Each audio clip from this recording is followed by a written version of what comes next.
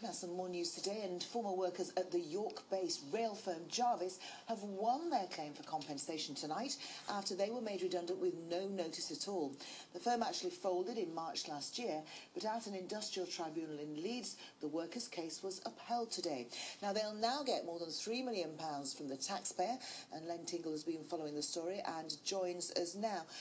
Why did the workers go to tribunal then?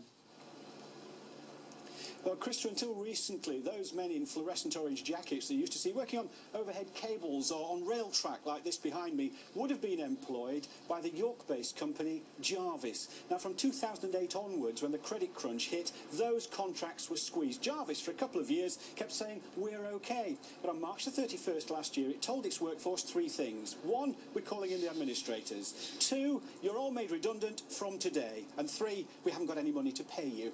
That's where the that's where today's hearing came in, because the company was supposed to give 90 days notice. And what's been awarded today is about £3,000 each because they were not given that 90 days notice. Now, these cases were brought by 4 transport unions. So I asked Brian Brock of the Transport Union TSSA what he thought of the way in which Jarvis had treated its workforce.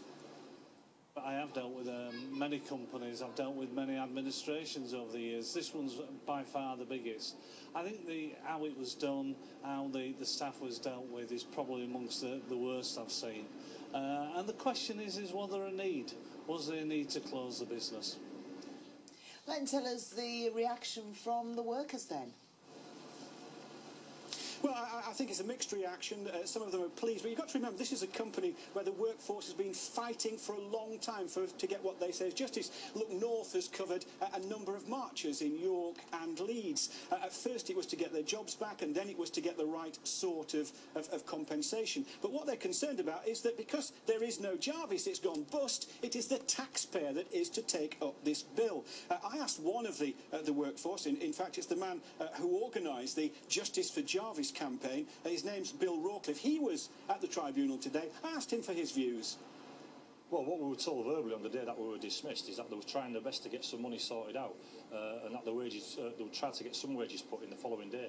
But in the event, we never received anything. However, all of the management team who were paid on a different cycle all received wages on the 26th of March. The workers last received any pay in February. And there will be more industrial tribunal cases because a number of Jarvis workers have put in claims for unfair dismissal. But for the moment, at least, we're over one hurdle. Back to the studio. Thank you very much, Len. Now, coming up later in the programme, we'll be